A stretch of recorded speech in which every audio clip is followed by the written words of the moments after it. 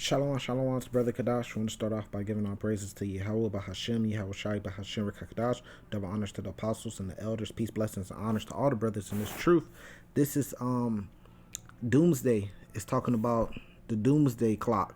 And this is a channel called City Prepping, which I cover a lot of their videos because it goes into the end times and things like doomsday and all hell breaking loose, shit hitting the fan, whatever term you want to give to it.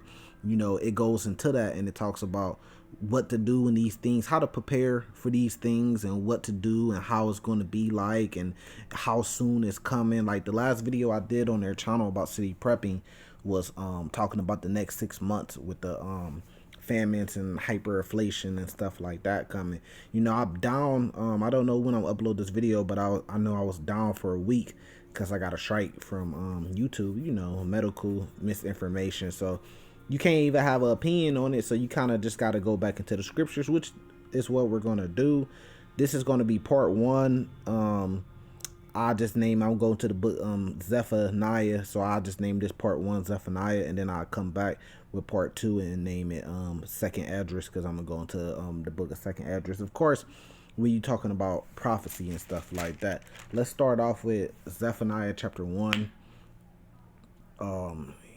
Here, let me see where I want to get it. Verse 14, it says, "The great day of the Lord is near, it is near, it hastened greatly, even the voice of the day of the Lord. The mighty man should cry there bitterly," which is the same thing as doomsday. It says that the day is a day of wrath and a day of trouble and distress, a day of wasteness and desolations, a day of darkness and gloominess, a day of clouds and thick darkness, which sounds like just doomsday, right? It says a day of trumpet and alarm against the fenced cities and against the high towers. And I will bring distress upon men, that they will walk like blind men, because they have sinned against the Lord, and their blood should be poured out as dust, and their flesh as the dug. So who's going to cause this doomsday? Well, the Lord is going to cause this doomsday. Matter of fact, let me get a little precept, because I'm going to jump and get precepts too. This is of course the book of Amos. Let me get to it. Chapter 3, right? Verse 6, it says, "Shall a trumpet be blown in the city, and the people not be afraid?" Which is the same thing it just said in Zephaniah 1, when it's talking about down there at the bottom, when it's talking about verse 16, a day of trumpet and alarm against the fenced cities. I mean, look at the spirit, it all goes together, right? Now it says "and the people not be afraid? Should there be evil in the city and the Lord has not done it?" Which is a rhetorical question, because it's like, of course, if there's evil in the city, then the Lord has done it. But back in Zephaniah chapter 1, verse 18, it says, "Neither their silver nor their gold should be able to deliver them." So you could have any type of currency, really, fiat currency. You can have actual gold, actual silver. You can have Bitcoin, digital currency. It's not going to be able to deliver you from this doomsday. We're going to call it doomsday, but the day of the Lord's wrath, right? It says, should be able to deliver them in the day of the Lord's wrath, right? "But the whole land shall be devoured by the fire of his jealousy, for he shall make even a speedy riddance of all them that dwell on the land." So all hell's gonna break loose. It's just a matter of time. Like right now, things are being done behind the scene. Like everything's being formed so it could come all down and shit could all hit the fan at the same time. So behind the scenes, you have a lot of people going out there and getting the jab and stuff like that, right? So that's the thing that's going behind the scenes. You have wars, rumors of wars. You have the famine that's building up. You have hyperinflation that's building up. People versus people. They got false sighting. Well, I ain't gonna say necessarily false sightings, because a lot of those sightings is sightings of the chariots. But remember, Matthew 24 says, "Behold, they should say he's in the chambers, go not there." Stuff like that they have planned, that they want to use to deceive the world. And then you have the mark of the beast, which is on its way. So we believe that the job is the forerunner for the actual mark of the beast, which is the microchip.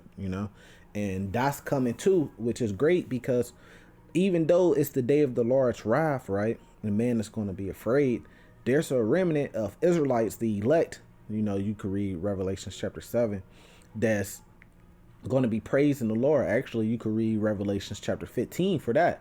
There's going to be praising the Lord for bringing this destruction upon the earth while everybody else is afraid. And even though we may be afraid too, there's a difference. We're going to be praising the Lord. They're going to be afraid, and they're going to be running. They're going to be hiding. They're going to be crying. They're going to be hiding themselves in the dens, which goes into Revelations chapter 6. So let's let this play. The end of the world has been predicted and anticipated as far back as recorded history. Since our creation, we have gone to sleep at night, uncertain that the dawn was guaranteed. Doomsday and apocalyptic scenarios have existed in every culture and through every time. Whether the end of humanity's days is because of biblical prophecy or scientific events or a combination of both fulfilling each other will never be foretold.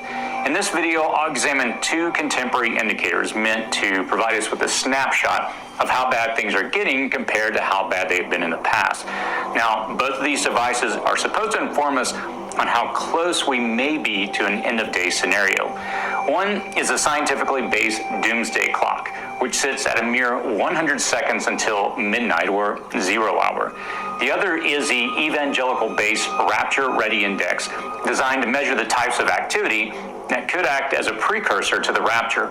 Really, all you got to do is read the Bible, but there's many different kind of clocks out there. Like, right, for example, you had the Mayan clock that they say is predicting. They're trying to figure out exactly what time. The Aztecs, which are Israelites, both of those Israelites going to Issachar, and the rest of the 12 tribes too. And then you have I'm trying to think of it before it slipped my head.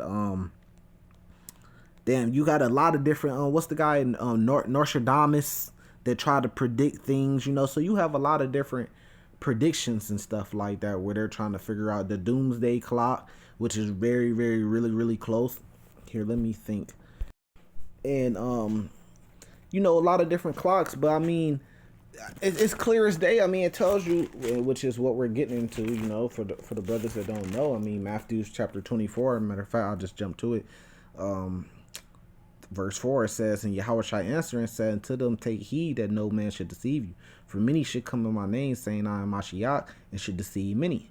And ye should hear of wars and rumors of wars. See that ye be not troubled, for all these things must come to pass, but the end is not yet. So we get into the end, but the end is not yet once we see all these things. It says, for nation shall rise against nation, and kingdom against kingdom, and there should be famines, which we're seeing, right? That's what we just talk about. Famines that's about to come. Pestilences and earthquakes in diverse places. It says all these are the beginning of sorrows, right? It says then, and this is one of the main things that's going to tell you that we're getting to the end times, when the Israelites start waking up. The true Israelites and the prophets start prophesying of the downfall of Mystery Babylon, which you see is happening right now with us, the brothers, the body, and it says, then they should deliver you up to be afflicted. And we know as soon as they make a move against us, that's when the Lord is going to make a move against them. That's when the end's going to come. And should kill you, and ye should be hated of all nations for my name's sake. It says, so we would have to have the name, right? So exactly, Yahweh Bahashem Yahweh Shai. The Father in the name of the Son, which breaks down to He exists, He is, in the name of He saves. It says, and then shall many be offended, and shall betray one another, and shall hate one another. And the false prophet shall rise and shall deceive many. We see that with these different pastors, mega churches, and stuff like that. And because iniquity shall abound, the love of many shall wax cold. This is talking about doomsday. But he that shall endure into the end, the same shall be saved. Which means there is no rapture before the tribulation. You have to go through it. Through much tribulation, we must enter in through the kingdom of heaven. Since I'm on fire right now, and the spirit is on me to actually go in and break it down and really teach, here I believe I gotta find that one.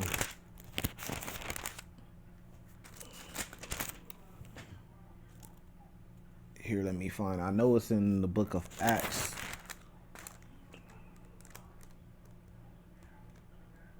This is Acts 14 verse 22. It says, confirming the souls of the disciples and exhorting them to continue in faith, which is the same thing, exhorting us to continue in faith this day. Because remember, those who endure to the end, keep the faith to the end, and that we must through much tribulation enter into the kingdom of God. So we must, through much tribulation, the same way the prophets of old, which are the prophets reincarnated today, if you have ears to hear, had to go through tribulation. We have to go to tribulation. You have to bear your cross. So it's not going to be, are you raptured before going through all hell? No, you're going to have to go through it.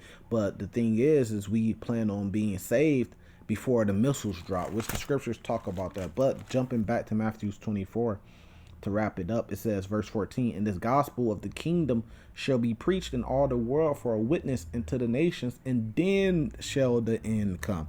And that's what we're having right now. We having the end come when this gospel is being preached now by the way of the internet. If you're watching this video, then it's by the way of the internet. The Lord created the internet for this gospel to be spread throughout the whole world. We don't have to jump on planes and, get passports and plane tickets and fly over here, fly over there, a little bit over here, a little bit over there, and travel around and hold camps. Now we could put the videos up and this could reach all around the world, which you're seeing happening right now. And that's one of the main signs that we're getting to the end. It's the gospel being preached, which is the gospel has to be preached by the prophets, which means that we will have to wake up pursuant to Ezekiel chapter 37.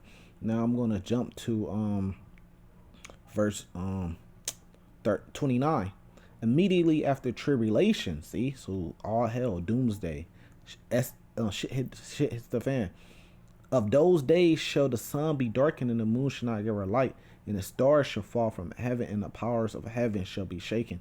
And then shall appear the sign of the Son of Man in heaven, which is the same thing when it goes into Revelations chapter 1, how he's coming back with the clouds of the sky. Everybody shall see him, even those that pierced him, right? Now, it says, and then shall all the tribes of the earth mourn, and they shall see the Son of Man coming in the clouds, see, and of heaven with power and great glory, right? It says, and he shall send his angels with a great sound of a trumpet, and they shall gather together his elect from the four winds, from the one end of heaven to the other. Now, when you go to Revelation chapter 7, which since all these precepts is popping up in the head, study to show yourself approved, then it tells you how the angel is saying, don't hurt, pretty much the earth, or until the servants has been sealed. I'm roughly paraphrasing, but this is Revelation chapter 7, verse 1. And after these things, I saw four angels standing on the four corners of earth, holding the four winds of earth, that the wind shall not blow on the earth, see, nor on the sea, nor on any tree. I saw another angel ascending from the east, having a seal of the living God, and he cried with a loud voice to the four angels, to whom it was given to hurt the earth, see, and the sea, saying, hurt not the earth, neither the sea, nor the trees, till we have sealed the servants of our God in their foreheads. And I heard a number of them which were sealed, and there were sealed 144,000 of all the tribes of the children of Israel, 144,000. And then it goes into all the tribes, 12,000. So you actually have to be an Israelite by blood, but you have to be a part of this elect, and then a great multitude of the 1/3 of the rest of Israel. But the thing is, I don't know what that is. Okay, but the thing is show you that all hell's going to be breaking loose, because the Lord said, well, if I come and the fire already be kindled, meaning all hell's going to be breaking loose, which we're going to get into those books too in 2nd Esdras. But before the nuclear destruction before this happens, which we could jump right back to Revelation chapter 6, probably on the other page. Before this happened, the elect will be saved before the complete destruction happens. This is Revelation chapter 6, verse 12. And I beheld when he had opened the sixth seal, and lo, there was a great earthquake, and the sun became black as sackcloth of hair, and the moon became as blood, and the stars of heaven fell upon the earth, even as a fig tree casteth her untimely figs when she is shaken of a mighty wind. So this is talking about the nukes. These nukes coming down, they go up into the sky. You see them up there sparkling. They look like stars. They come down. They hit their targets, just like if a fig tree casts her untimely figs. And then, it was six sealed. There's a great earthquake. When these things hit, they rumble the earth. They shaking the earth like a drunken. The sun becomes black as sackcloth. You have all that debris. I'm trying to think of the exact word off the top of my head, but you know what I'm talking about. You have all that debris, ash cloud, mushroom clouds that go into the sky, right? And it blocks out the sun. The moon became as blood. Verse 14, and the heavens departed as a scroll. See, so there you go. You got your mushroom clouds. when it is rolled together and every mountain and island were moved out of its place. Because when all these nukes just, completely destroy the land of Mystery Babylon, which is America, it's going to be a flat land. It's going to be a flat plain, and then eventually it's going to be a desert land, and only desert creatures is going to inhabit this land, So it's going to be completely destroyed, and that smoke's going to go up and go up for a very long time. Verse 15 says, "And the kings of the earth, and the great man, and the rich man, and the chief captains, and the mighty man, and every bondman, and every free man hid themselves in dens and in the rocks of the mountains." And the perfect movie to I ain't gonna really say perfect, because it's not showing nukes, it's showing meteors. It's called Greenland. The movie Greenland shows you how when those meteors was coming out the sky, just dropping on any part of the earth and destroying it, and then they had a gigantic one that they call wormwood, which is in the Bible. It's in Revelations chapter 8.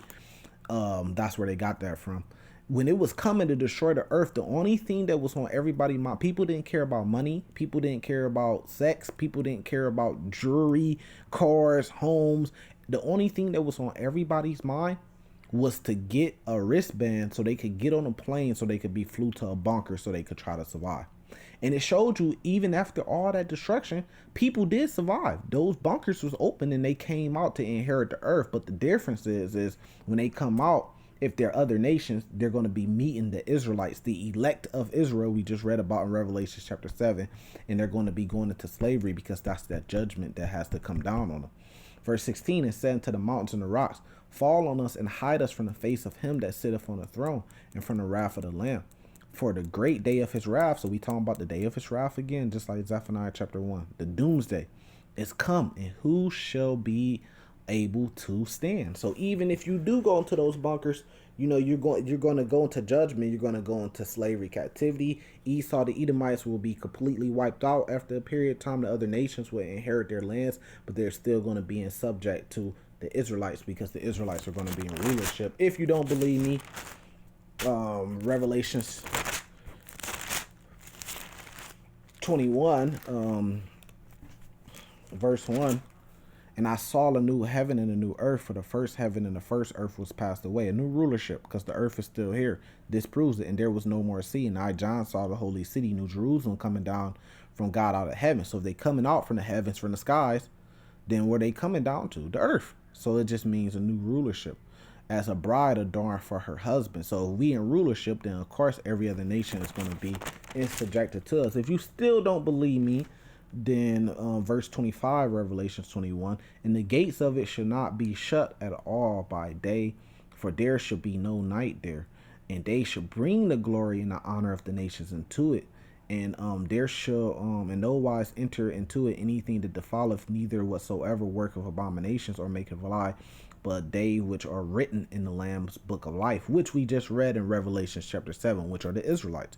But the other nations aren't going to be made perfect. The Israelites will be made perfect, pursuant to Hebrews 8 and 8, Jeremiah 31, verse 31. We're going to be made perfect so we can walk in the actual kingdom. But you have kingdom twofold. You have the actual kingdom, the city that Revelations 21 is talking about, and you have kingdom meaning rulership. We're going to have complete rulership and dominion over the whole earth, which Revelations 21 and 1 speaks about too. So let's let this play.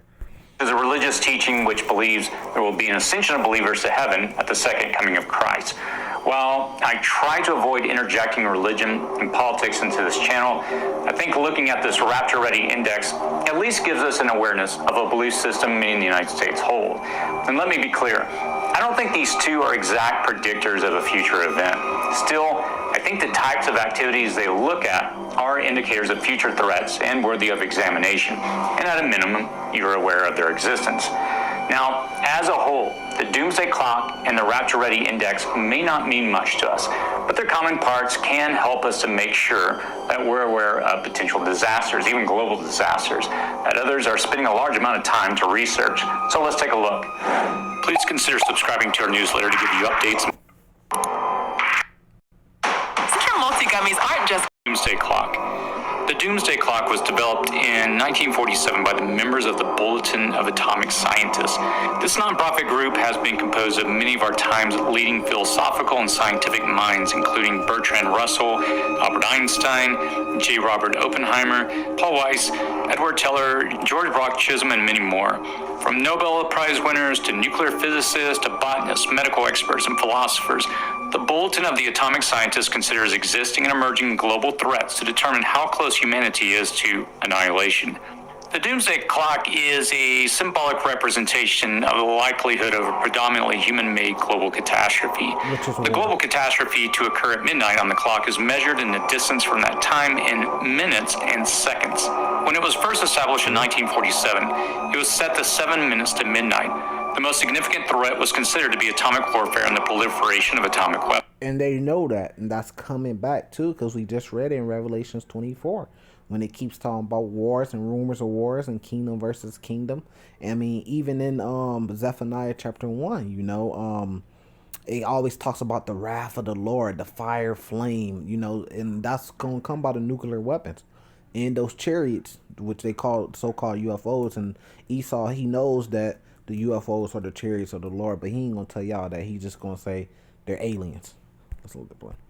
The first time the symbolic minute hand of the clock leaped forward was in response to the first Soviet nuclear test in 1949. They always go forward whenever there's a war. You have World War I, World War II. You're going to have the last World War, which is World War III, which the scriptures talk about that. 1 full minute closer to midnight. Over the years, as atomic threats increased or decreased, atomic weapons of mass destruction proliferated, hypersonic glide vehicles, ballistic missile defenses, and weapons delivery systems were developed. The climate became more erratic, politics or international relations were strained, natural resources became threatened, disruptive technologies emerged, artificial intelligence grew, and biological threats like pandemics emerged. The minute and second hands of the symbolic clock have moved forward and backward, mostly forward. At the beginning of 2020, the clock's hands moved to a mere 1 minute and 40 seconds before midnight, just 100 seconds. That makes the 7 minutes seem like forever. This was based upon increased global nuclear threats, politics, climate activity, and an emerging pandemic threat.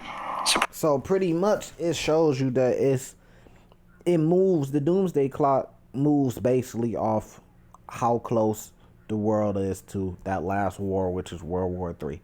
Nuclear threats. That's when it, like, if Iran came out today and was like, we have nukes, and when they showed they nukes, then they have moved the Doomsday Clock basically to completely almost midnight, you know. So it all goes off the technology and the nukes and the confrontation and the wars and the rumors of wars. You know, rumors of wars come before the war come. Oh, this place is going to take that place. Oh, this place is going to fight against that place. And then you actually have the war. So we're going to see that. This is Zephaniah chapter 2. In this one here, and then I'll come back with part 2. This says verse 1. It says, gather yourself together. Yeah, gather together, O nation not desired, the Israelites. It says, bring the decree. Bring forth, which are the so-called Negroes, Native Americans, and Hispanic descents. But there is a whole 12 tribe, Puerto Ricans, Cubans, you know, the whole 12 tribe church. It says before the Haitians, you know, just to name a few. But it says before the decree, bring forth, before the day pass as the chef, before the fierce anger of the Lord come upon you, before the day of the Lord anger come upon you. Seek ye the Lord, all ye meek of the earth, which have wrought his judgments. Seek righteousness, seek meekness. It may be ye should be hid in the day of the Lord's wrath. And that's the plan. You know, that's what we're doing right now. Exactly what I'm doing right now. I'm seeking the Lord. I'm doing what the scriptures told us to do. I'm following the Lord the best way I can by trying to keep his law, statutes, commandments to the best of my ability, and keeping the faith until the end, that you will be hid, that you will be part of being saved. Going back to Revelation chapter 7, the elect. You know, that's the goal, you know. So, here, let me see where I'm at. This is Revelation chapters. I'm sorry. This is Matthew chapter 6. I just want to get a quick precept for it. 32. It says, for all these things the Gentiles seek, what they should eat, what they should drink, what they should wear. It says, for your heavenly Father knows that ye have need of all these things. But seek ye first the kingdom of God, which is saying the same thing as Zephaniah chapter 2. In his righteousness, and all these things should be added unto you. Take therefore no thought for tomorrow, for tomorrow shall take thought for the things of itself. Sufficient unto the day is the evil thereof. And that's talking about doomsday. So seek the kingdom of God and seek the Lord first, so you could be hid from these things. I'm gonna come back with part 2. Hopefully this part 1 has been edifying. I'm gonna say salvation to the elect. Shalom.